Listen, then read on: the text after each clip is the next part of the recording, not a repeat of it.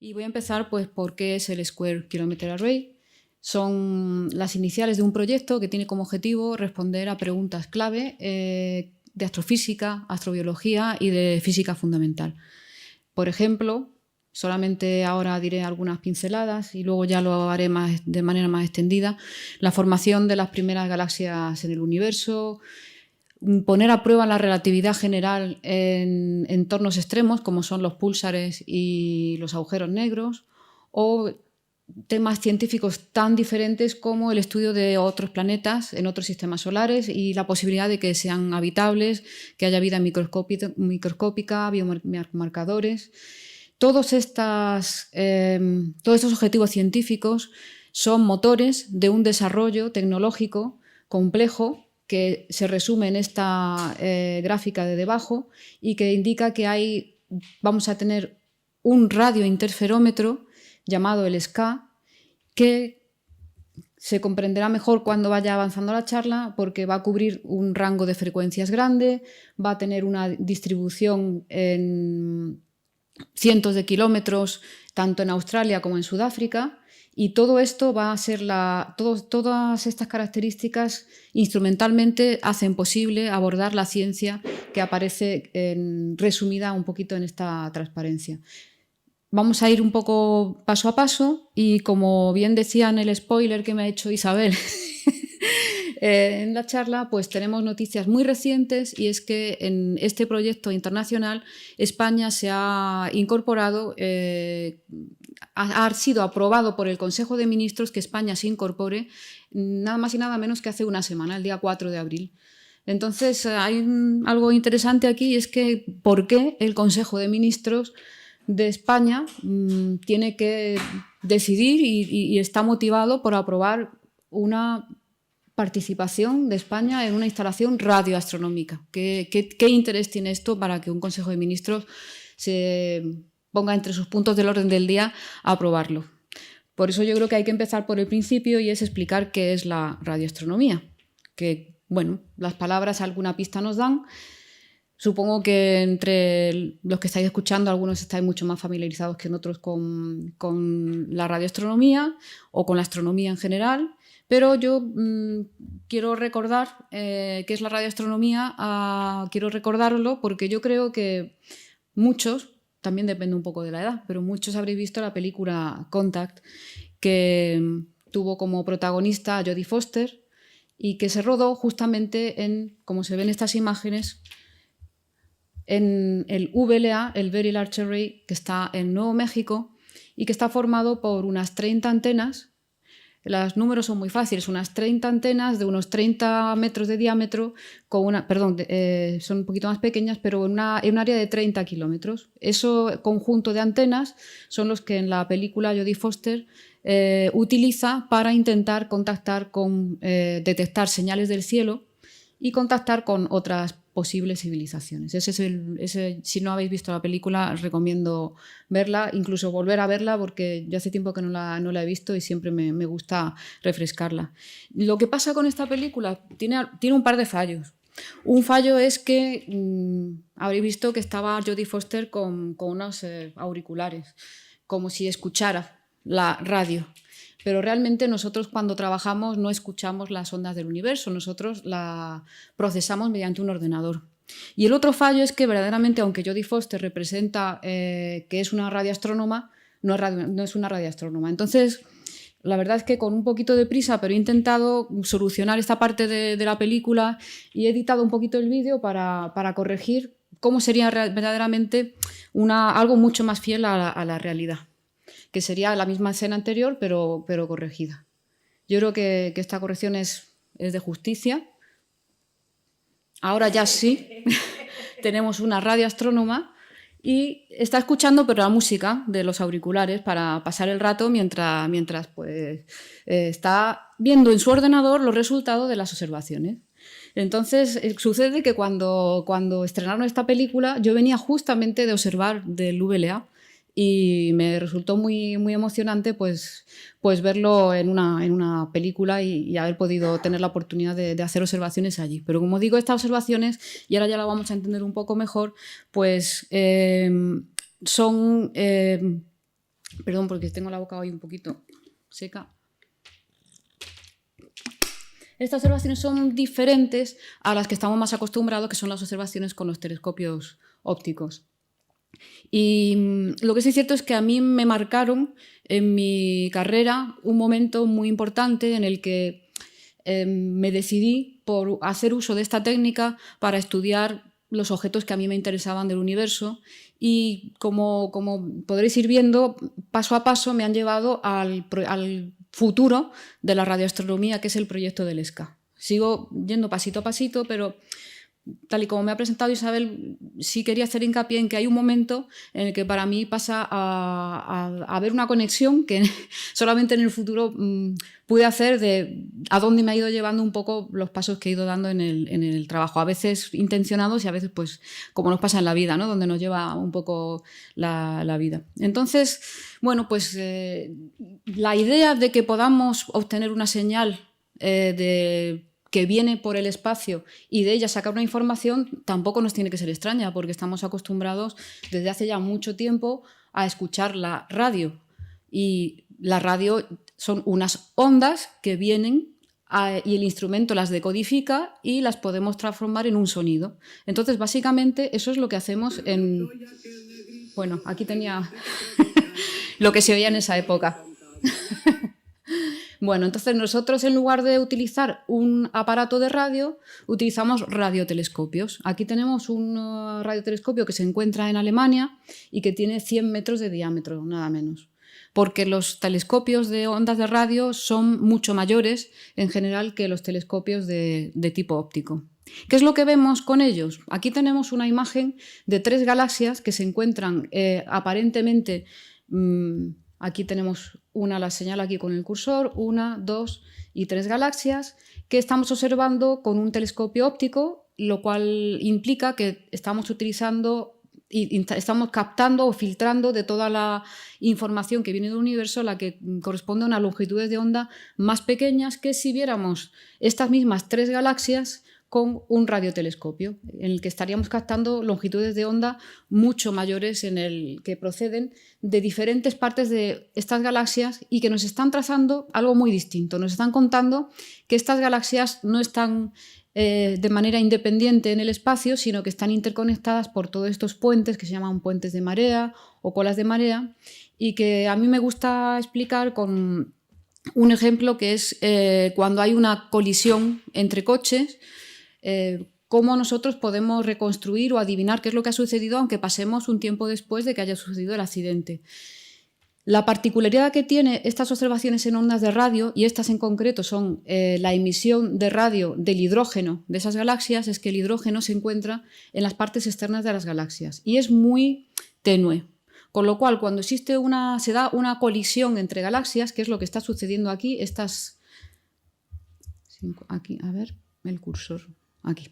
Cuando estas 3 galaxias empiezan a acercarse una a otra e interactúan, como en un choque de coches, las partes más externas son las primeras que sufren y pues se rompen o se dispersan, como cuando en un accidente de tráfico, pues lo primero que vemos son cristales, pues se han roto los cristales del coche, el parachoques, y ya muy fuerte tiene que ser el impacto para que veamos el motor del coche fuera de por la colisión. Entonces, bueno, esto nos da un ejemplo de cómo es muy complementaria la información que podemos obtener con diferentes instrumentos para observar el universo. Vamos a ver cómo la tecnología nos permite comprender de manera distinta el universo, y luego vamos a ver cómo la tecnología nos permite cambiar nuestra forma de vida también aquí en la Tierra, con los pies en el suelo.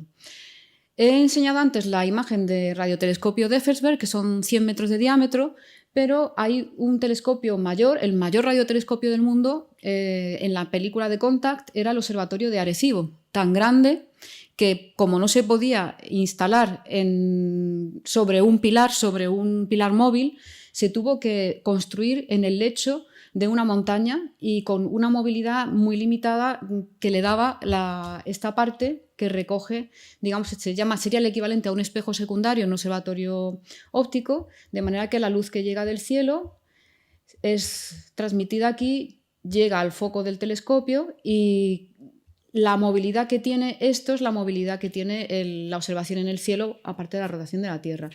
Digo el mayor radiotelescopio del mundo, pero lo digo mal, porque ya no es el mayor radiotelescopio del mundo. El mayor radiotelescopio del mundo se encuentra en China y es el telescopio FAST. Pero fijar que tiene una estructura muy similar, aunque el paisaje sea distinto al de Arecibo, porque también se ha tenido que hacer incrustado en una montaña. Y en este caso se trata de, en lugar de 300 metros de diámetro, 500 metros de diámetro. Pero todo esto tiene un límite. No podemos seguir construyendo estructuras así de grandes porque es imposible mantenerlas. Se deforman y es muy importante para la calidad de los objetos que observamos que la forma de estas parábolas sea muy perfecta acorde a la observación que vamos a realizar. Entonces se llega un momento en que se encontró el límite, se está apurando, pero más de esto no vamos a poder alcanzar, ni es necesario que lo hagamos, porque se desarrolló una técnica que es la radiointerferometría, que es justamente la clave, el núcleo de la tecnología del proyecto del SCA, que consiste en utilizar los telescopios, muchos telescopios pequeñitos, como si fueran un único telescopio. De manera que la emisión combinada, la emisión del cielo que reciben cada uno de estos telescopios se combina como si fueran un telescopio único que tenga un diámetro equivalente a la distancia mayor entre los telescopios que se combinan. En concreto, esta es la imagen del Very Large Array. En este caso sería unas distancias que oscilan entre unos pocos kilómetros y hasta 30 kilómetros. Y entonces, de alguna manera, rellenamos con puntos, que son las antenas, una antena mayor distribuyéndolas en el suelo, distribuyéndolas en diferentes posiciones. En concreto, en el VLA pues, se encuentran ubicadas sobre unos especies de raíles como de tren y se van desplazando y van formando diferentes configuraciones. Y todas ellas nos permiten obtener imágenes como la que había enseñado antes, haciendo una técnica constructiva de reconstruir la información que llega de diferentes antenas como si fueran una sola apuntando al cielo. ¿Qué capacidades nos da esto? Nos da capacidad de detectar señales muy débiles. Nosotros queremos observar objetos en el universo muy lejanos, por ejemplo.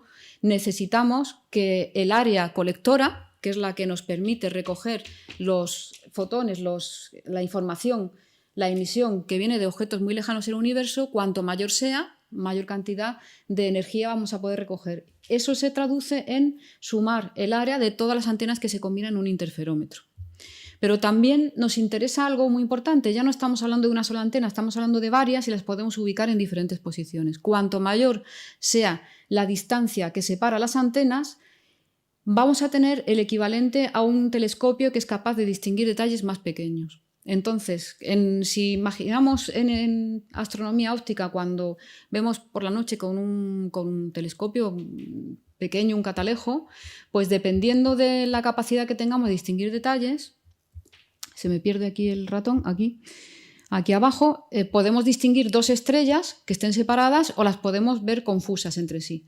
Entonces es muy importante esto que se llama resolución angular en radioastronomía, en astronomía, y que nos permitirá ver pues, detalles en otros sistemas solares, que son objetos tan lejanos que es muy difícil distinguir las diferentes partes de ellos, o las diferentes estructuras que se forman en el inicio del universo y a partir de las cuales van evolucionando hasta las galaxias que observamos actualmente, como vamos a ver después en algún ejemplo.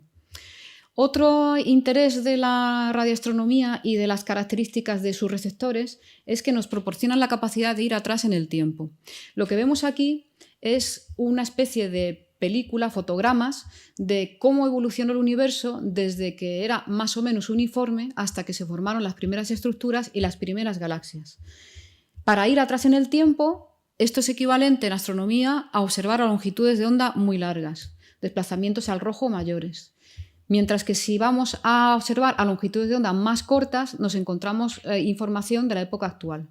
Y esto en el observatorio del SCA se va a traducir en contar con antenas, lo voy a explicar luego todo en conjunto, pero las antenas de frecuencias bajas o longitudes de onda largas tendrán un aspecto como este, serán un poco como si a un paraguas le quitamos la tela y dejamos solamente las varillas.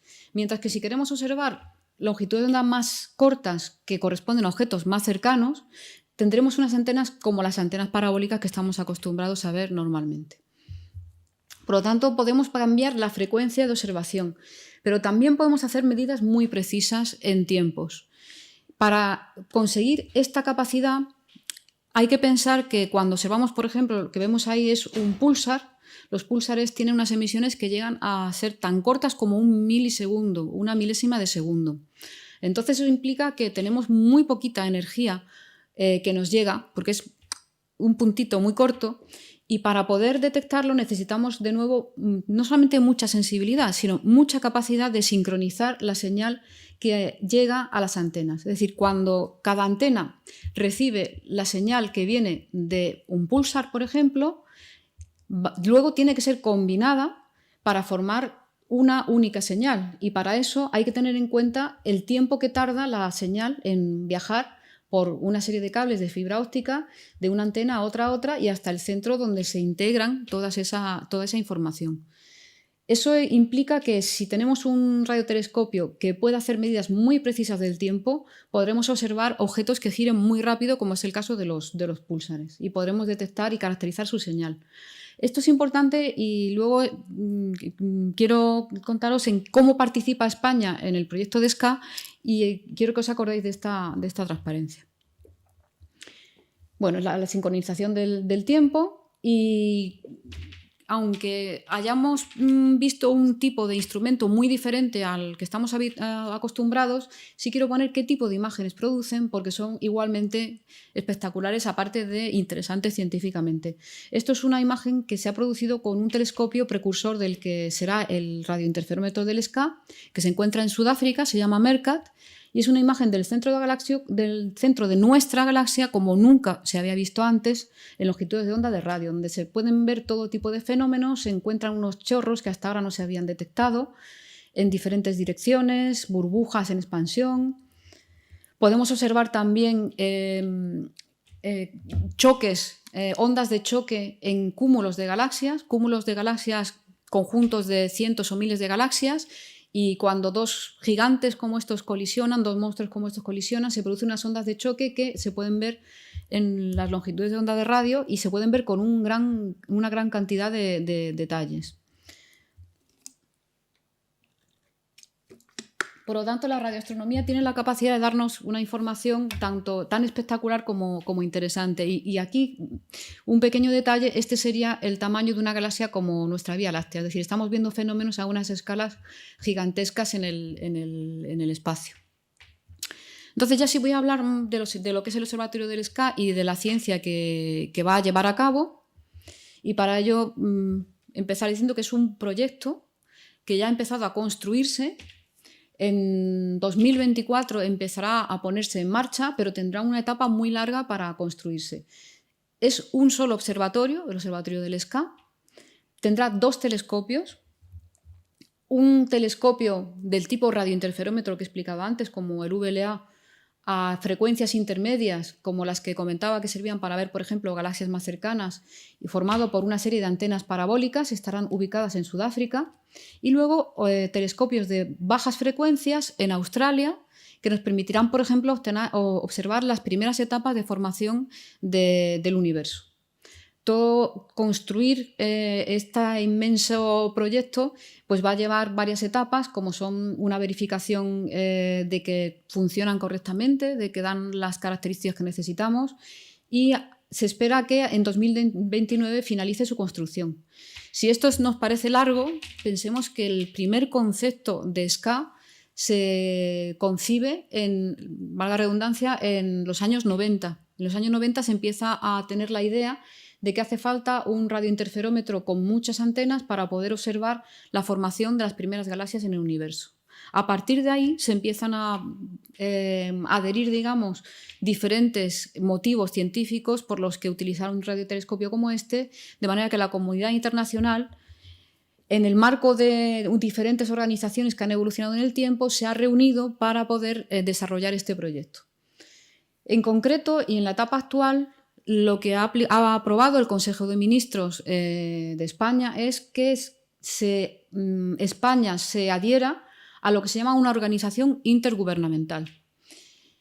En ella hay países de los 5 continentes, como luego veremos. Y algo muy interesante es que se trata de una organización de las que hay muy pocas, pero son muy conocidas, aunque a lo mejor el concepto de organización intergubernamental a todos no nos sea familiar. La UNESCO, el CERN, el Observatorio Europeo Austral, todos ellos son organizaciones intergubernamentales.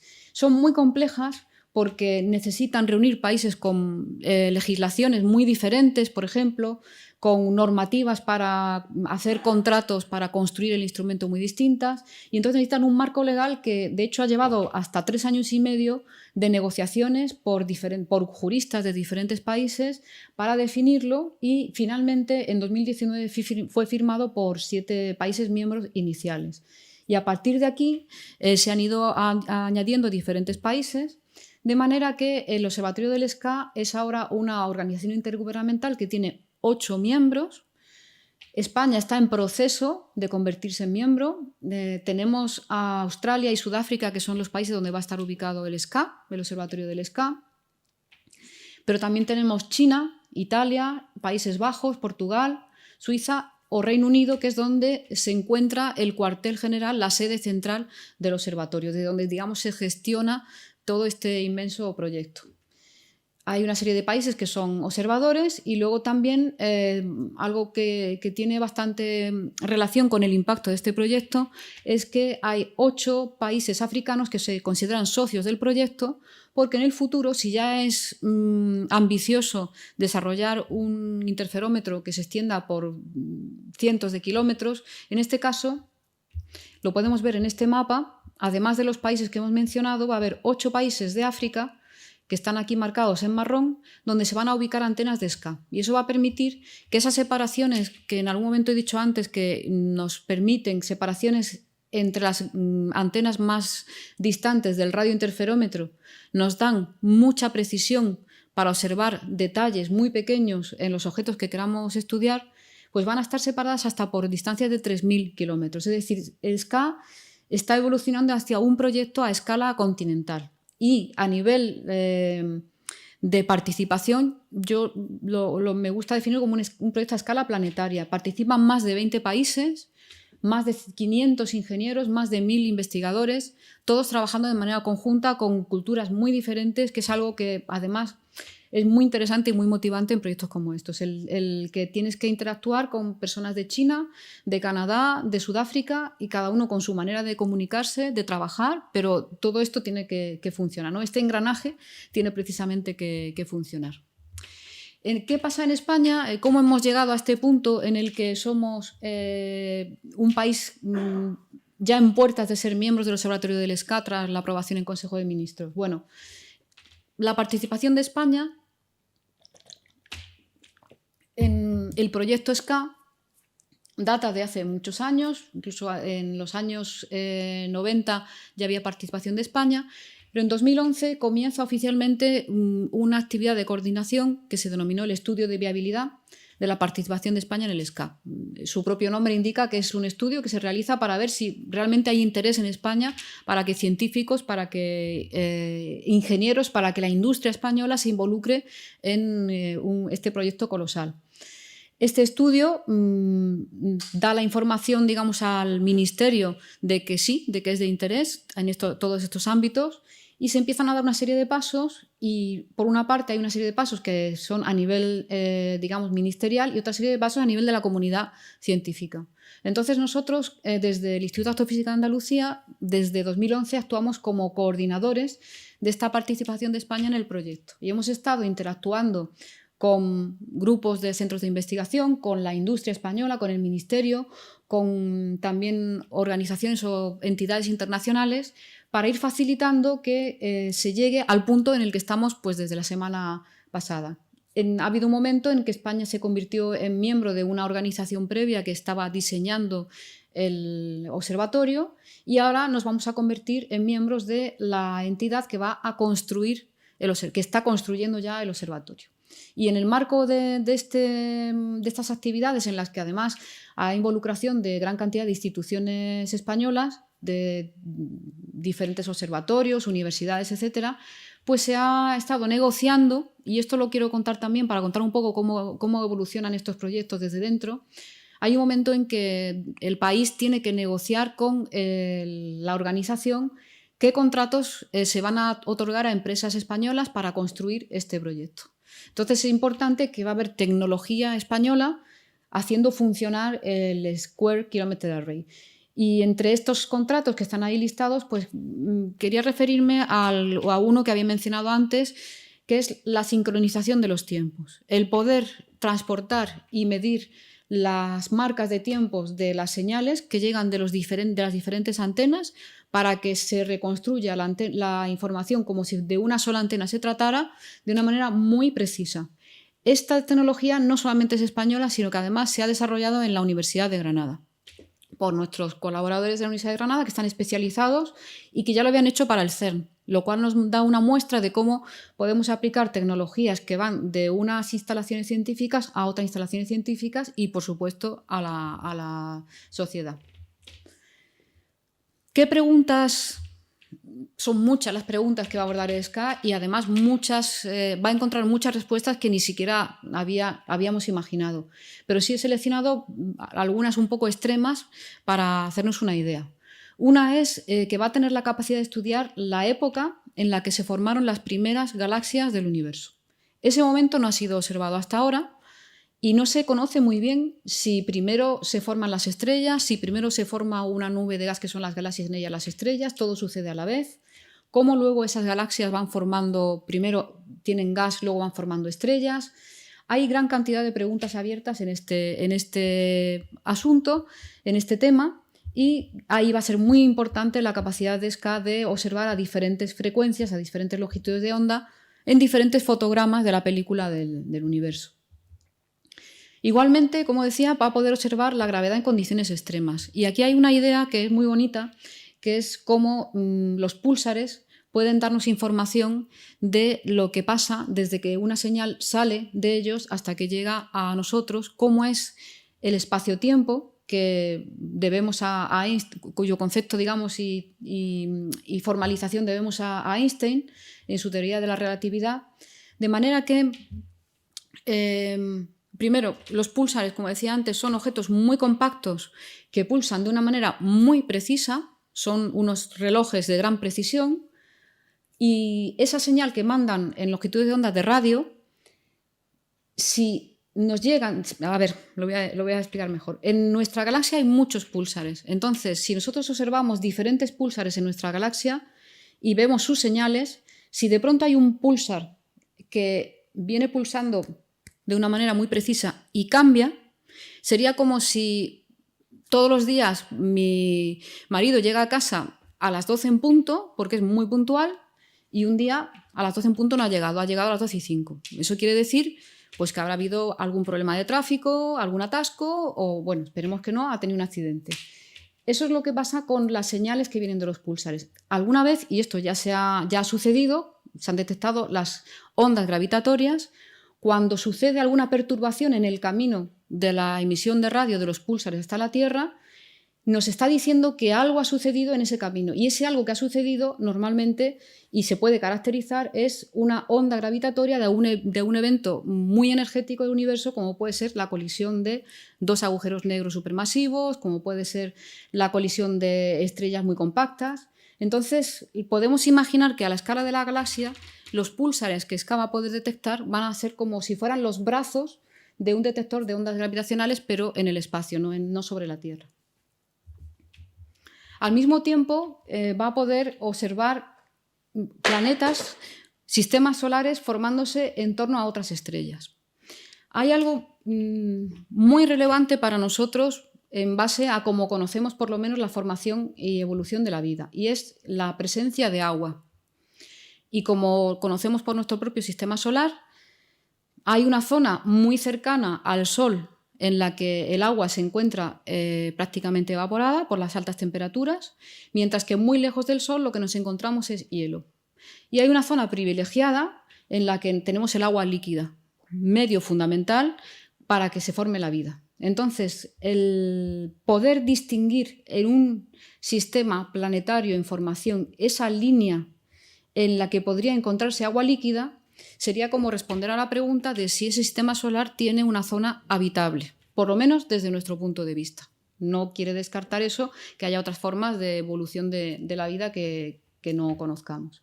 Entonces, este es uno de los problemas que va a abordar SKA y además, dado que nosotros solamente contamos con un sistema solar, que es en el que vivimos, nuestro propio sistema solar, pues vamos a poder estudiar una variedad de sistemas y entender mejor la formación de nuestro propio sistema solar. Incluso vamos a poder preguntarnos, esto lo diré un poquito más adelante, no solamente por, digamos, condiciones para que se forme la vida, sino incluso si puede haber vida inteligente en otros lugares. Esto es una característica de la radioastronomía que luego comentaré.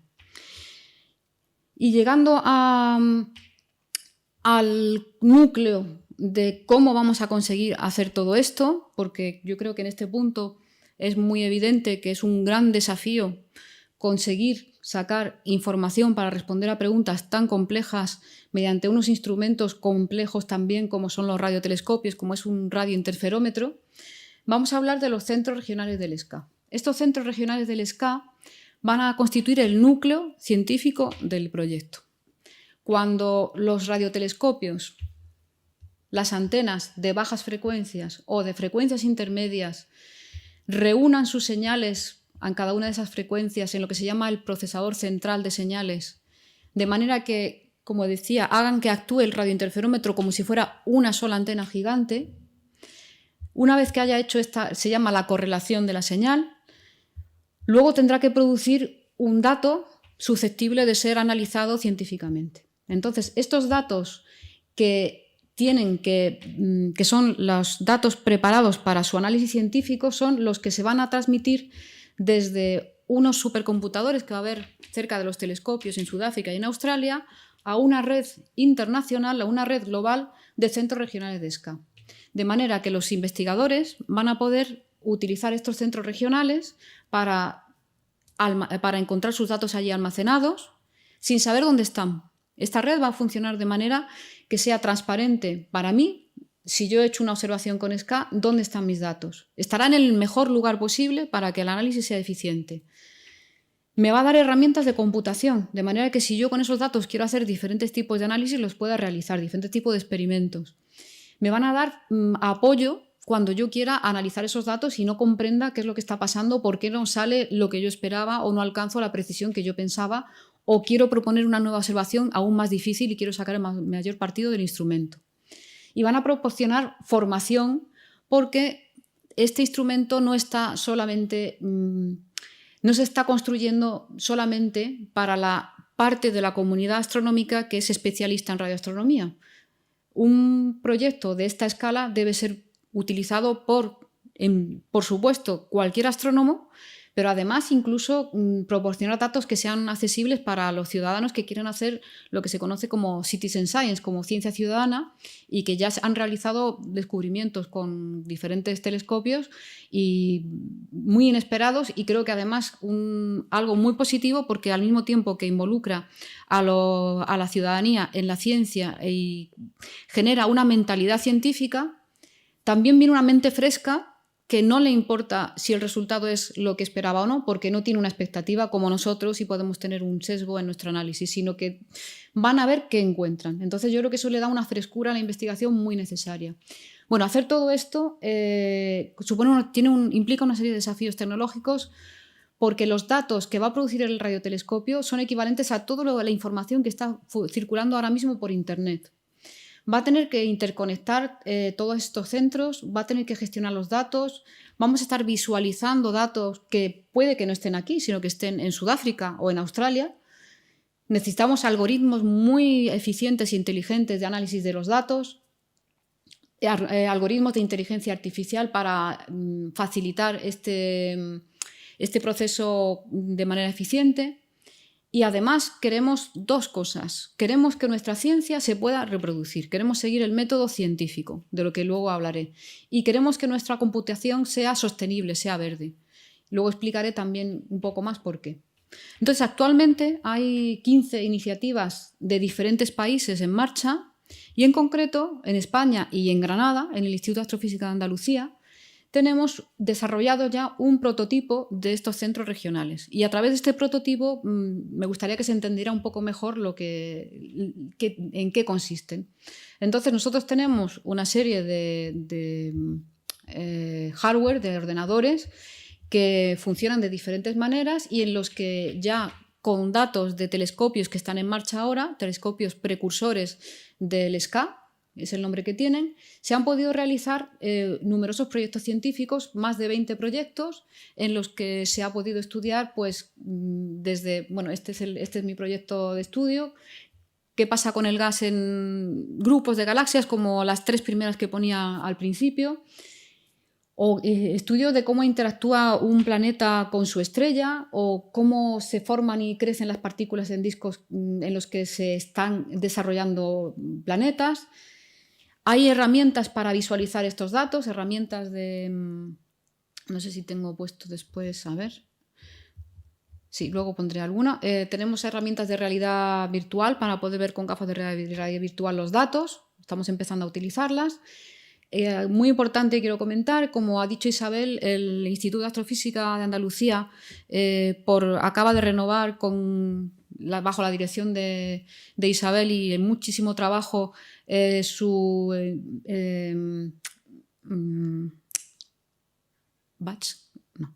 sello, ha vuelto a obtener el sello de excelencia, el proyecto de excelencia Severo Ochoa, y dentro del marco de este proyecto Severo Ochoa del Instituto, el desarrollo de un centro regional del SCA es una de sus líneas estratégicas. Entonces, esto ha servido para que, partiendo de un interés genuino que teníamos en el instituto de participar y desarrollar un centro como este, se haya conseguido, de hecho, desarrollar un prototipo que no solamente da servicio a proyectos en España, sino que además está perfectamente integrado en el desarrollo de esta interrelación, esta interconexión entre los prototipos de los diferentes países. Como decía, ahora mismo hay unos 15 países en el mundo desarrollando sus centros regionales. Y de hecho, en esta etapa en la que nos encontramos, que es realizar prototipos de la red, ya no estoy hablando de prototipos de un centro, sino de la red interconectada, se han formado equipos multinacionales.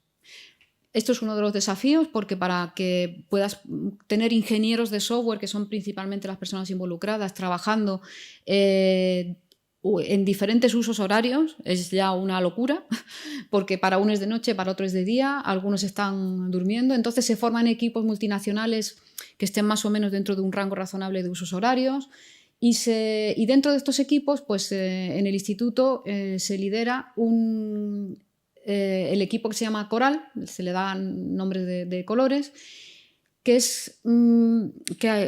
aglutina.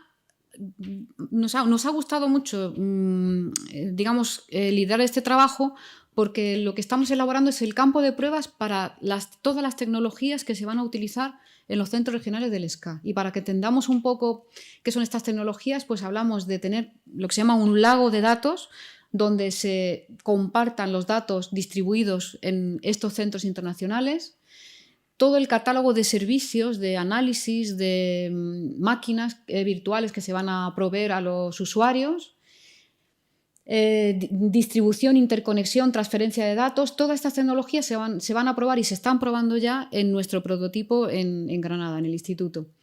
Aquí tenemos los miembros del equipo actualmente en una reunión reciente. La directora tecnológica de este proyecto es Susana Sánchez. Yo soy la coordinadora científica. Y bueno, está llevando un trabajo muy, muy arduo y complejo, y mucha inversión en esfuerzo humano. Y de hecho se puede ver, aunque no se lean las letras, pero lo explico, esta es la distribución de participación equivalente a personas, digamos, en todo este trabajo de prototipado internacional. Y el centro regional de España, el del instituto, tiene la contribución mayor de todos los que participan, incluido el equipo que participa de la propia oficina central de SCA en Jodrell-Bank. Bien, paso a la última parte de la charla, que es tanto el impacto como la sostenibilidad. ¿Por qué tratar estos temas? Yo siempre que he estado hablando de SCA me gusta tratar esta parte porque es algo muy genuino del proyecto. Es decir, esta parte no es una parte quizás sacada un poco ad hoc porque el tema de esta serie de charlas es así, sino que es que SCA en sus principios lleva a maximizar su impacto a la sociedad y hacer que su ciencia, sus desarrollos tecnológicos sean sostenibles.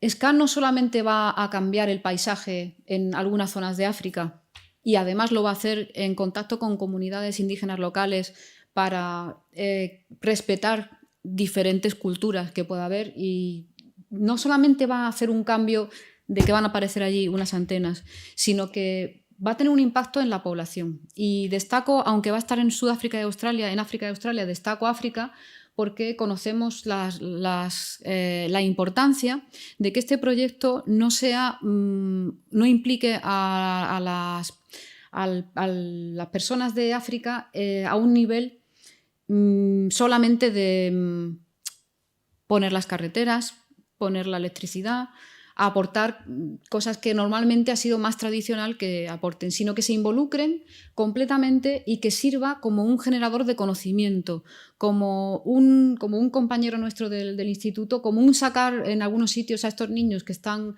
al borde de entrar en una organización armada y llevarlos a la escuela, a conseguir que en las universidades se desarrollen disciplinas más complejas. Por supuesto, esto sucede en algunos países y en otros es más necesario todo este desarrollo. Entonces, desde el principio, África y Sudáfrica, como líder dentro de África, han querido que una de las sedes de SCA estuviera en ese continente por toda la implicación que tenía a nivel de impacto social e impacto en mejora de la calidad de vida. Pensemos simplemente que allí donde vaya a haber una antena tiene que haber internet, tiene que haber electricidad. Y sabemos que ese no es el caso en la inmensa mayoría del territorio del continente africano. Entonces se va a mejorar el nivel de vida en estas áreas, se va a hacer unas inversiones muy fuertes en infraestructuras. Estas estaciones donde vamos a recoger datos que vienen del universo, por esos mismos fibras ópticas va a poder viajar información de datos, por ejemplo, ambientales, que tan importantes son en esta época del Internet de los datos para conocer mejor cómo evoluciona nuestro planeta o qué tipo de previsiones hay que hacer. Y al mismo tiempo, ya desde hace bastantes años, se ha iniciado un programa en el que se fomenta las vocaciones científicas, programas de desarrollo de capital humano con implicación de profesores, y todo esto con un enfoque de sostenibilidad. Desde su comienzo, el objetivo de SCA ha sido que todo este desarrollo se realice de una manera sostenible, y además creo que es fundamental porque cuando hablamos de estas mega infraestructuras de ciencia, creo que es su obligación ser las que den ejemplo de que hagamos la ciencia sin por ello aumentar la generación de, por ejemplo, emisiones contaminantes en nuestro planeta. Entonces, desde el principio SCA se ha planteado cómo minimizar las emisiones de carbono entre sus objetivos, reducir su consumo energético, que es el cuello de botella del observatorio, no solamente alimentar las antenas, sino estos ordenadores que tienen que analizar los datos, intentar que haya en la mayor cantidad posible, intentando incluso que no algún momento pueda ser en su totalidad el uso de energías renovables. Y además tener en cuenta un dato que yo la primera vez que lo oí me impresionó mucho, y es que los centros de análisis de datos, y estos son centros científicos, pero también son centros como Amazon, consumen el 1% de la electricidad del planeta. Y esto está creciendo. Esta gráfica que hay aquí nos indica cómo crece hasta 2030, momento en el que, si continúan las previsiones, pueden llegar a consumir incluso hasta el 20% de la energía del planeta. Y por tanto, si estos centros de análisis de datos se pueden hacer sostenibles energéticamente, van a implicar una disminución fundamental en las emisiones a la atmósfera. Y en este sentido estamos muy contentos porque este es uno de los valores que tenemos en el prototipo del Instituto de Astrofísica de Andalucía, y es que queremos que nuestro centro sea sostenible, y por tanto solicitamos al Ministerio un proyecto dentro del marco justamente de conseguir esta transición ecológica y digital, Y nos fue concedido con una puntuación muy alta, de manera que ahora mismo estamos empezando justamente a ver cómo diseñar y expandir nuestro centro regional, siempre teniendo en cuenta que el consumo energético sea inteligente y el mínimo posible. Lo cual, como bien sabemos, ahora es más importante que nunca con la subida en la factura de la luz, no solamente por nuestra propia responsabilidad como ciudadanos, ¿no? Y luego, el otro valor que tenemos es el de la ciencia abierta. Y aquí sí me paro un momento porque no sé las personas que están escuchando qué piensan o qué idea tienen sobre esto, pero la ciencia abierta no es un concepto nuevo, es un concepto que se habla mucho ahora, pero realmente nos tenemos que remontar a hace 1000 años. Creo que estamos dándole muchos adjetivos a la ciencia: excelente, de calidad, fiable. Realmente la ciencia lo que tiene que tener como característica es que sigue el método científico. Entonces, este método científico ya fue definido hace 1000 años por Ibn al-Haytham, si lo he dicho bien. Ya definió en el siglo XI cómo, para poder realizar un experimento, había que definir unas hipótesis determinadas y había que hacer unos procedimientos que permitieran confirmar los resultados. Él hizo mucho hincapié ya en la reproducibilidad de los resultados. Si se nos olvidó, pues tuvimos la suerte de que en Europa llegó René Descartes y nos lo recordó en el siglo XVII, haciendo ya lo que formalizando en el discurso del método cuáles son los fundamentos de la filosofía de la ciencia, los fundamentos del método científico. Y al final, si nos vamos al fundamento del método científico, la ciencia debe ser aquello que sigue el método científico, obviamente, y por tanto debe ser reproducible y debe ser abierta. Y además, y una razón por la que se está impulsando ahora, aparte de por haberse identificado la deficiencia del sistema que hemos desarrollado en compartir los resultados de la investigación, es que es un enfoque de la colaboración, de la investigación, que favorece la colaboración. Nos permite que los resultados sean fáciles de encontrar, accesibles, interoperables, es decir, que pueda utilizar un dato de aquella estación que realiza mediciones con la mía, aunque aquella esté en Yugoslavia y esta esté en España y tengan códigos diferentes, y pueda reutilizar los resultados de la investigación. Entonces, todos estos principios de la ciencia abierta que deben formar parte del método científico son un paraguas para que podamos tener podamos alcanzar los objetivos de desarrollo sostenible, que luego voy a hacer hincapié en cuáles son los que más se benefician. Pero aquí sí quiero hacer la conexión con SCA, porque algo que nos planteamos de hace mucho tiempo es si realmente es posible la ciencia de datos masivos, la ciencia del Big Data, sin la ciencia abierta. Es decir, ¿es nuestro sistema sostenible actualmente tal y como está? ¿Podemos hacer ciencia sin hacerla abierta? ¿Vamos a estar todos los días reinventando la rueda en la investigación? ¿Todos los días reteniendo datos, a lo mejor, para poder ser los primeros en alcanzar un resultado, en lugar de buscar que sea el planeta el que consiga el resultado? Entonces, SCA está completamente comprometido con estos principios, de manera que su propuesta de construcción, que es un documento bien voluminoso, su plan de operaciones, introducen la ciencia abierta como un principio fundacional y la reproducibilidad de la investigación como una métrica de éxito. Mientras que hasta ahora los observatorios que están construidos se quedan un paso un poco más atrás y se quedan en los artículos que produce un observatorio y el número de citas que tienen estos artículos. Es una medida del parámetro de impacto de éxito del observatorio. Aquí introducimos otra métrica y es: no me importa si produces muchos artículos, quiero saber que son reproducibles y quiero que todo el mundo pueda comprobarlo. Y en este compromiso, en el que nosotros hemos estado muy involucrados del Instituto, colaborando con SCA para implementar todos estos principios, pues justamente el mes que viene celebramos la primera escuela de ciencia abierta del SCA en el marco del programa Severo Ochoa, y en la que vamos a explicar todos estos conceptos. Entonces, ¿cómo se relaciona la ciencia abierta con los centros regionales del SCA? Muy rápidamente, las diferentes componentes de los centros regionales van a darnos una posibilidad de acceder a los datos de una manera abierta, de visualizarlos y hacerlo de una manera independiente de donde nos encontremos. Y además vamos a fomentar la ciencia colaborativa, porque si conservamos todos los pasos de la investigación, si podemos tener los datos de tal manera que los podamos combinar independientemente de que procedan de SCA o de otro telescopio, si todo esto lo hacemos accesible, estamos permitiendo la colaboración entre diferentes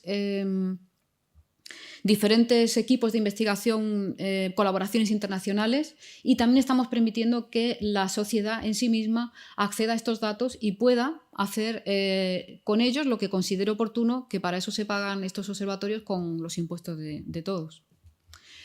Y ya acabo con las dos últimas transparencias. Aquí he intentado resumir cómo SCA y la ciencia abierta se reúnen para responder a algunos de los objetivos de desarrollo sostenible.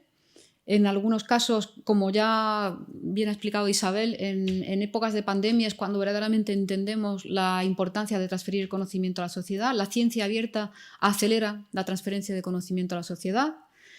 También facilita comprender la manera en la que se realiza la investigación y, por tanto, adquirir competencias. Es de gran interés para la formación de personas, aparte de la ciencia ciudadana que ya he mencionado, es decir, el objetivo de la calidad de la educación. También hace que no haya un límite al progreso científico, porque haya información científica que sea necesario pagar por ella, como las publicaciones, para poder tener acceso a ella. Entonces, este acceso libre a las fuentes de investigación nos va a dar lugar a más personas involucradas, más personas comprobando que los resultados son fiables, son accesibles. Y por último, y creo que probablemente, bueno, no me atrevo a decir que el más importante, igual de importante que los demás, va a permitir que el trabajo se evalúe de una manera objetiva. Sabemos que hay muchos lugares donde el trabajo de ciertas personas no es tan prominente o tan visible como el de otras, sea porque esté en una determinada escala jerárquica o sea simplemente por cuestiones de género. Entonces, el que expongamos el método científico, el que expongamos nuestros resultados y todo el mundo pueda saber quién ha participado en ellos, es una facilidad que le estamos dando a las personas que tengan más problemas en tener visibilidad en su investigación. Y quiero terminar con el impacto de SCA, que a mí me gustaría poder participar en él, o por lo menos ser espectadora desde mi jubilación, y sería el de responder a la pregunta de si hay alguien ahí. Y esto es porque SCA, con todas estas capacidades que he dicho, además de hacer la ciencia que he intentado resumir, va a poder detectar la emisión de una antena de televisión en las 10 estrellas más cercanas a la Tierra. Dicho con más precisión, en planetas orbitando en las 10 estrellas más cercanas a la Tierra. Entonces, va a poder detectar si hay algún programa de televisión de algunos de nuestros colaboradores intergalácticos, va a poder detectarlo. Y podría detectar incluso a distancias mucho mayores las antenas de un radar de aeropuerto. Entonces, esto está conecta directamente con el proyecto SETI, que que conocemos ya mucho a través de Carl Sagan, que tuvo una implicación fundamental en su origen. Y lo que nos va a permitir es, en parte del tiempo que se utilice para observar el cielo, se va a poder recoger señales y detectar si hay alguna que responde a alguna inteligencia detrás que pueda comunicarse con nosotros y a lo mejor explicarnos todo lo que nosotros no sabemos, o simplemente, pues yo creo que con decirnos un hola ya sería, el impacto de SCA se mediría en 4 letras, yo creo. Y bueno, creo que es todo. Terminar con un impacto que yo creo que socialmente sería espectacular. Muchas gracias.